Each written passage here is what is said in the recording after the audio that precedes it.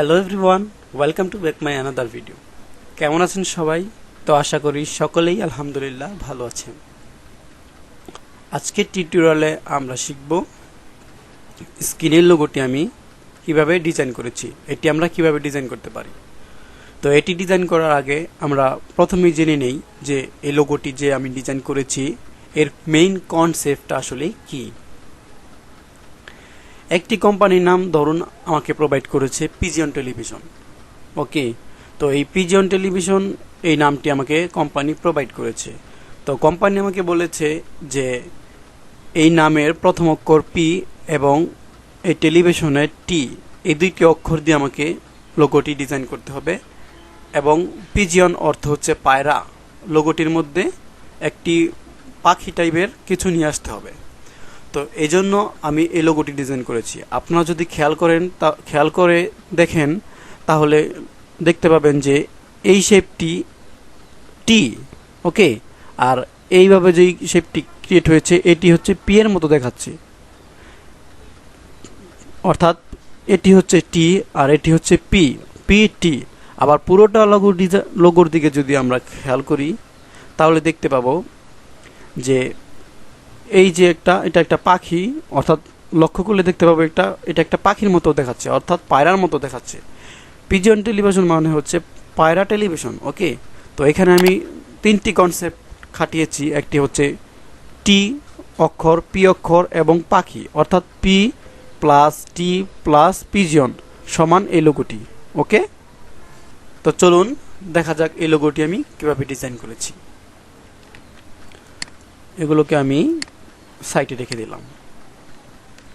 দেন এটি ডিজাইন করার জন্য প্রথমে আমাকে একটি পি অক্ষর নিতে হবে, অথবা আপনারা কাস্টমাইজ করেও পি অক্ষরটি বানিয়ে নিতে পারেন। তো আমি এখানে ইজিলি টাইপ টুলটি সিলেক্ট করে একটি পি অক্ষর নিয়ে নিচ্ছি। ফন্টটা আমি বড় করে নিচ্ছি। ওকে, তো আমি পি অক্ষরটি নিয়ে নিলাম। দেন এটাকে আমি এখান থেকে মনসারাট ফন্টটি সিলেক্ট করে দেব। মনসারাট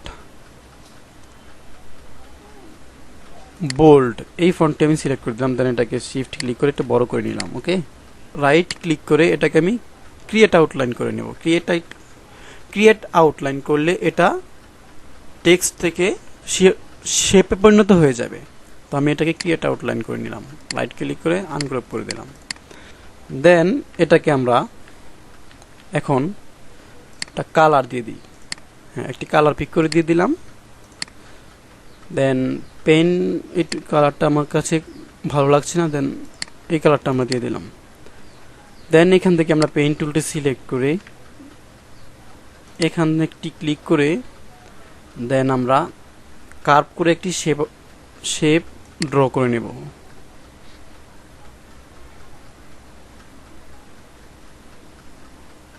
ওকে, দিস ইজ গুড। দেন এখানে আমরা শেপটি ক্লোজ করে দিলাম। আবার এইখানে এসে আমরা শেপটিকে কার্ভ করে নিয়ে নিব। ওকে, পরিমাণ মতো নিতে হবে, যেভাবে নিলে আমাদের শেপটি সুন্দর দেখায় সেভাবে নিতে হবে। ওকে, দিস ইজ গুড। আমি আবার ব্যাকে ক্লিক করে হ্যান্ডেলটি ক্লোজ করে দিলাম। দেন এখানে ক্লিক করে আবার একটু কার্ভ করে দেখতে যাতে সুন্দর লাগে এরকমভাবে আমাদেরকে শেপটি নিতে হবে। This is good.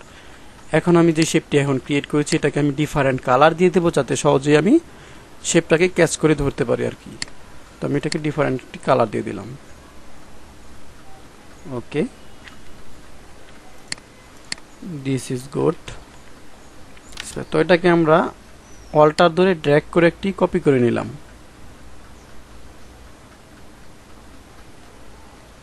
Okay, copy করে নিলাম এটাকে।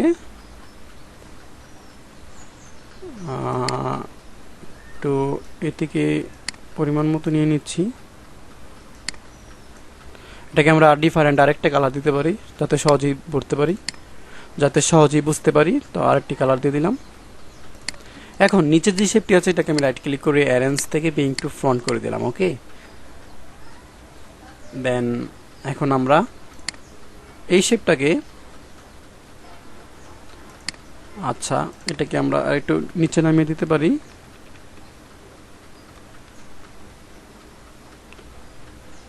This is good. এখন এটাকে আমরা অবজেক্ট থেকে পাথ অপশন থেকে অফসেট পাথ বাড়াবো। আর একটু বাড়িয়ে নিচ্ছি আমি অ্যারো চিহ্ন দিয়ে।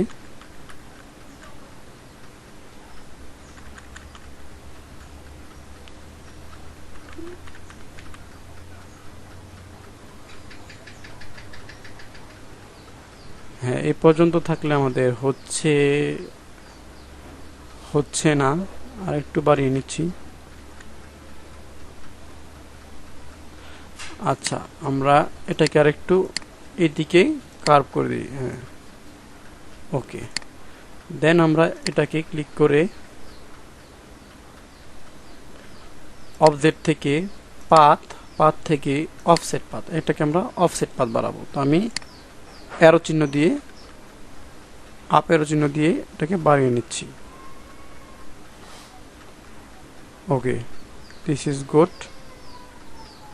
দেন 18 দিয়ে ওকে করে দিলাম। এখন টোটালটাকে সিলেক্ট করে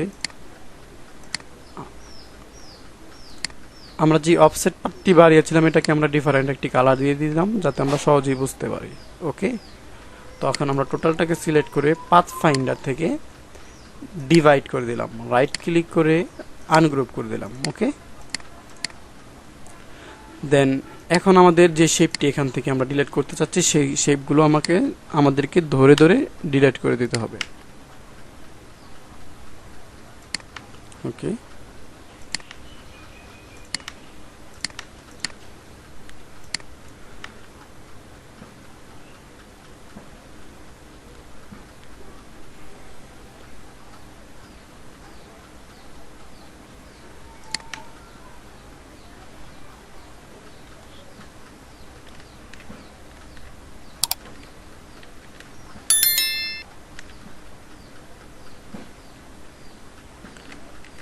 এই যে এইখানে আমাদের কর্নারের মতো একটি ক্রিয়েট হয়েছে, তো এটাকে আমরা সিলেক্ট করে যদি ডিলিট অ্যাঙ্কর পয়েন্টে সিলেক্ট করে এখানে একটি ক্লিক করি তাহলে আমাদের এটা ডিলিট হয়ে যাবে। তো আমি এটাকে ডিলিট করে সমান করে দিলাম। ওকে, দিস ইজ গুড। এখন টোটালটাকে আমরা সিলেক্ট করে পাথ ফাইন্ডার থেকে ইউনিট করে দেব। ইউনিট করে দিলে টোটালটা একটি শেপে পরিণত হবে এবং গ্রুপে পরিণত হবে। তো এটাকে রাইট ক্লিক করে আমরা আনগ্রুপ করে দিলাম। আনগ্রুপ করে দেওয়ার পর নিচের এই শেপগুলোকে আমরা রাউন্ড করে দেব, তাহলে দেখতে আমাদের কাছে সুন্দর লাগবে। ওকে, এখন আমরা দেখতে পাচ্ছি আমাদের পি এবং টি ক্রিয়েট হয়ে গেছে। এখন আমরা কবুতরটি অর্থাৎ পাখিটি ক্রিয়েট করব। তো পাখিটি ক্রিয়েট করার জন্য রেক্টেঙ্গল টুলটি সিলেক্ট করে এখান থেকে ইলিপস টুলটি সিলেক্ট করে দেন শিফট ক্লিক করে একটি বৃত্ত আমরা ড্র করলাম। দেন এটাকে রাইট ক্লিক করে অ্যারেঞ্জ থেকে সেন্ড টু ব্যাকওয়ার্ড করে দিলাম। ওকে, দিস ইজ গুড। ব্যাকওয়ার্ড করে দিলাম। রাইট ক্লিক, এটা সিলেক্ট করে রাইট ক্লিক করে এটা আনগ্রুপে আছে। এখন এটাকে সিলেক্ট করে আমরা পাথ ফাইন্ডার অপশন থেকে অবজেক্ট থেকে পাথ থেকে অফসেট পাথ, এটাকে আমরা অফসেট পাথ বাড়াবো। আমি আর একটু কমিয়ে নিচ্ছি। ওকে, 10-14 দিয়ে ওকে করে দিলাম। দেন এই দুইটাকে সিলেক্ট করে আবার আমরা পাথ ফাইন্ডার থেকে ডিভাইড করে দিলাম, রাইট ক্লিক করে আনগ্রুপ। এখন আমাদের যে শেপগুলো দরকার নেই সেগুলোকে আমরা সিলেক্ট করে ব্যাক স্পেস দিয়ে ডিলিট করে দিলাম। ওকে, এখন টোটালটাকে সিলেক্ট করে আমরা পাথ ফাইন্ডার থেকে ইউনিট করে দিলাম। ওকে, দিস ইজ গুড। ইউনিট করলে আমাদের যে শেপের মধ্যে টুকরো টুকরো শেপগুলো থাকে সেগুলো একসাথে অ্যাটাচড হয়ে একটি শেপে পরিণত হয়ে যায়। তো আমি ইউনিট করে দিলাম। তো এখানে যদি আমরা একটি ঠোঁট ইউজ করতে চাই তাহলে পেইন টুলটি সিলেক্ট করে দেন এখানে আমরা একটি পাখির ঠোঁট দিতে পারবো।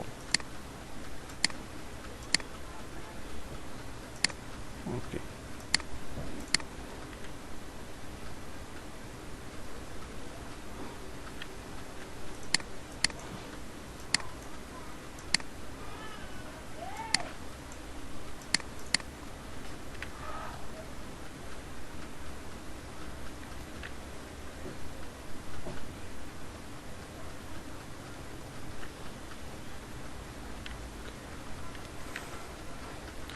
তো এখানে আমরা চাইলে একটি চৌকো ইউজ করতে পারি।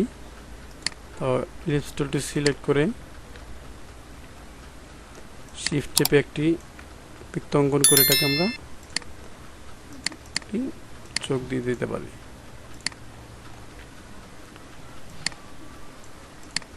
ওকে, this is good.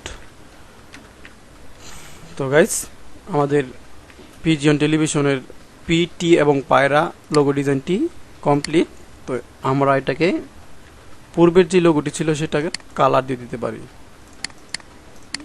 Right click করে আনগ্রুপ করে দিলাম। দেন এখান থেকে আমরা চাইলে এই কালারটি দিতে পারি। ওকে, দিস ইজ গুড। দেন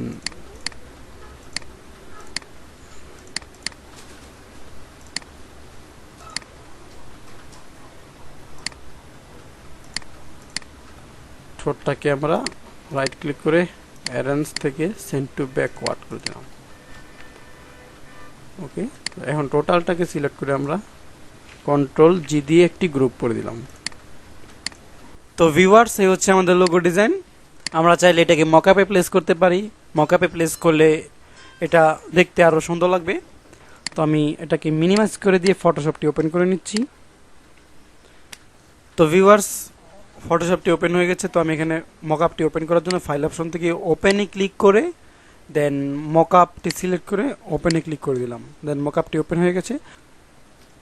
তো আমি যেখানে লোগোটি প্লেস করতে হবে সেই অপশনটি সিলেক্ট করে ডাবল ক্লিক করে মকআপটি ওপেন করে নিলাম। দেন ইলাস্ট্রেটরে ক্লিক করে লোগোটিকে ধরে মাউস ড্র্যাগ করে ফটোশপে এনে ছেড়ে দিলাম। দেন এন্টার দিয়ে এটাকে আমরা কনফার্ম করে নিলাম। দেন আগের যে লোগোটা ছিল সেটাকে আমরা সিলেক্ট করে ব্যাক স্পেস দিয়ে ডিলিট করে দিলাম। এটাকে মিডলে বসিয়ে দেন কন্ট্রোল এস দিয়ে সেভ করে দিলাম। তো এই গাইস, মকআপ লোগোটি আমাদের মকআপে প্লেস হয়ে গেছে। তো ভিউয়ার্স, এই হচ্ছে আমাদের লোগো ডিজাইন। ভিডিওটি ভালো লাগলে অবশ্যই একটি লাইক, কমেন্ট অ্যান্ড শেয়ার। আর ভিডিওটি তৈরি করতে অনেক সময় এবং পরিশ্রম করতে হচ্ছে। আর আপনারা যদি ভিডিওটি দেখে কিছু শিখতে পারেন এবং ভিডিওটি আপনাদের কোনো উপকারে আসে তাহলে আমার পরিশ্রম সার্থক। আর যদি প্রফেশনাল লোগো ডিজাইন অথবা গ্রাফিক ডিজাইন শিখতে চান তাহলে অবশ্যই আমাদের চ্যানেলটি সাবস্ক্রাইব করে আমাদের সাথে থাকুন। তো আজকের টিউটোরিয়াল এই পর্যন্তই। পরবর্তী টিউটোরিয়াল পর্যন্ত সুস্থ থাকবেন, ভালো থাকবেন। বিদায় নিচ্ছি। খোদা হাফেজ।